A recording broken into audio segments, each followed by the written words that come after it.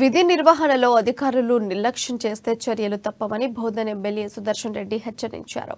MLA అయిన తర్వాత ఆయన బోధన్లో తొలిసారి 5 మండలాల అధికారులతో సమీక్ష సమావేశం నిర్వహించారు. 10 ఏళ్ల బీఆర్ఎస్ పాలనలో రాష్ట్రాన్ని అప్పులపాలు చేశారని, విద్యుత్ రంగంలో 86,000 కోట్ల అప్పు ఎందుకు అయిందో అర్థం కావటం లేదని అన్నారు.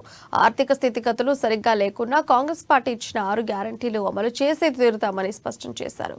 నిజాం షుగర్ ఫ్యాక్టరీని త్వరలోనే రీఓపెన్ చేస్తామన్నారు. ఇక నియోజకవర్గంలో మాదక ద్రవ్యాల సరఫరాలపై అధికారులు నిఘా పెట్టాలని ఆదేశించారు.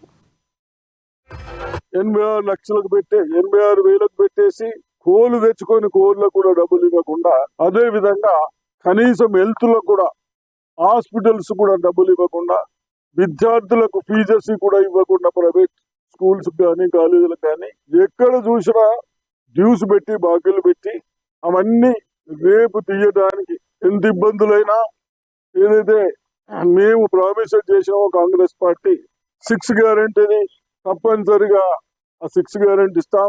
అదే విధంగా రైతులను కాపాడుతాం. అవసరమైతే రైతులు షుగర్ ఫ్యాక్టరీ, మేము షుగర్ కేన్ పెడతాం.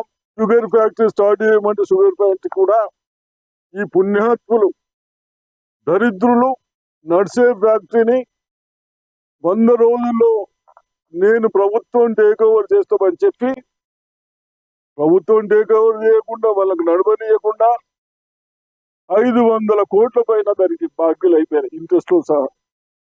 కాబట్టి దాన్ని ఏదో ఒక సెటిల్మెంట్ చేసి తప్పనిసరిగా రైతులు మేము షుగర్ కేన్ పెడతాం, మీరు స్టార్ట్ చేయండి అంటే తప్పనిసరిగా ఆ విధంగా స్టార్ట్ చేపిస్తూ, అదే విధంగా 86 లక్షలకు పెట్టి 86,000కు పెట్టేసి కోళ్లు తెచ్చుకొని కోళ్లకు కూడా